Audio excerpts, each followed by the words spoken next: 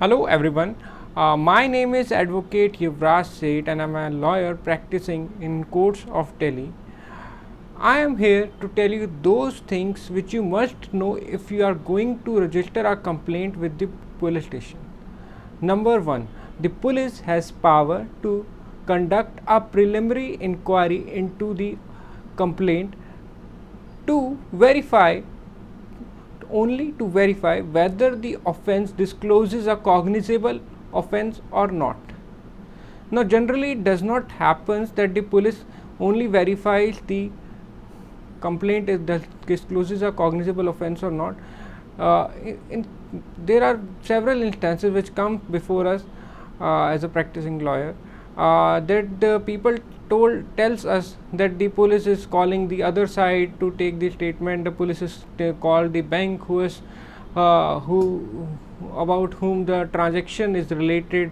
The bank has called the sub registrar to verify the chain of the property.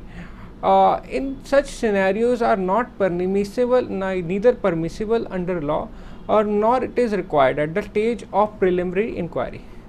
So one needs to understand that the preliminary inquiry is only to verify whether the offence is cognizable offence or not. Does not go a step beyond. Here the term cognizable offence simply means that the police has power to register the FIR and to conduct investigation into the complaint, and that's it. And that does not go beyond anything that. Here one needs to understand that the preliminary inquiry does not extend beyond the scope to verify the cognizability of an offence. Number 2. The preliminary inquiry has to be conducted within a time frame of 15 days from the date of complaint and not beyond that. Whenever you give a complaint, an inquiry officer is assigned to every complaint who verifies whether the complaint is cognizable offence or not. In order to do that, the Honorable Supreme Court has held that this has been held in the case of Lalita Kumari versus State of UP. In that case, the Honorable Supreme Court has said the preliminary inquiry has to be conducted within a time frame of 15 days from the date of complaint. Number 3. The preliminary inquiry does not extend to verify the veracity or truthfulness or the falseness in a complaint. It is only to verify whether the offence is cognizable offence or not, as I have said earlier. So it does not go beyond that scope. The police cannot at the stage of preliminary inquiry conduct a detailed and elaborate inquiry to check whether the veracity of the complaint is truthfulness or falseness. Number 4. If the police comes to the conclusion that the offence that the complaint does not discloses a cognizable offence, the police has to inform the complainant or the victim within 7 days of coming to a conclusion that the offence discloses non-cognizable offence, and that has to be done within such time frame. Number 5.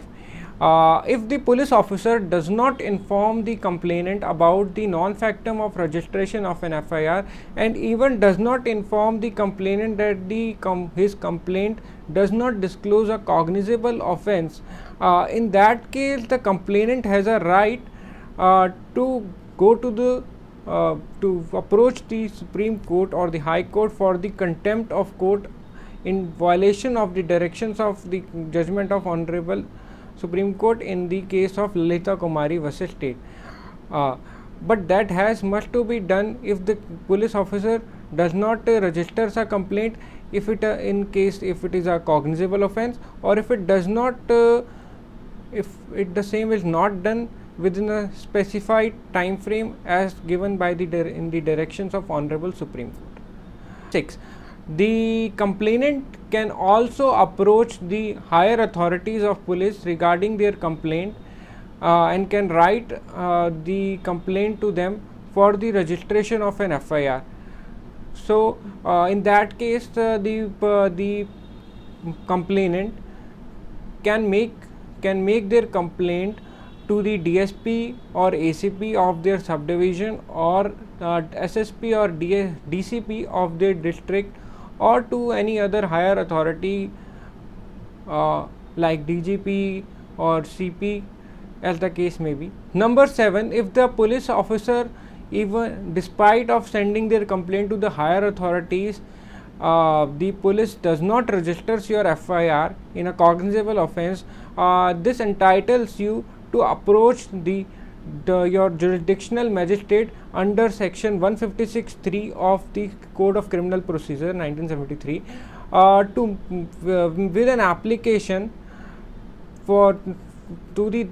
application to the magistrate, that the SHO may be directed of the SHO of the police station may be directed to register an FIR in this complaint. Number 8. If the magistrate under section 156(3) also does not record their satisfaction that the offence is a cognizable offence and does not direct the police officer to register an FIR, in that case the remedy of course lies in the appeal of the order of the magistrate. But further, there is also a right under section 200 of the CRPC with the complainant to approach the jurisdictional magistrate, or even to request at the stage of 156(3) itself to convert their complaint under section 156(3) to the one under section 200. Now, what happens and the complaint under section 200 is that there is in the complaint of under section 200 CRPC, there is no role of police at all, except few cases which I'll tell you later. In those cases under section 200, only on the basis of the evidence which are given by the complainant or the deposition made by the any person and the complainant, the magistrate issues someone to the other party to directly come to the court and answer the allegation. So this was all about the things which you must know before registering an FIR. That's all for today. We will see you in our another video. Till then, stay safe, stay happy, stay well. Good luck.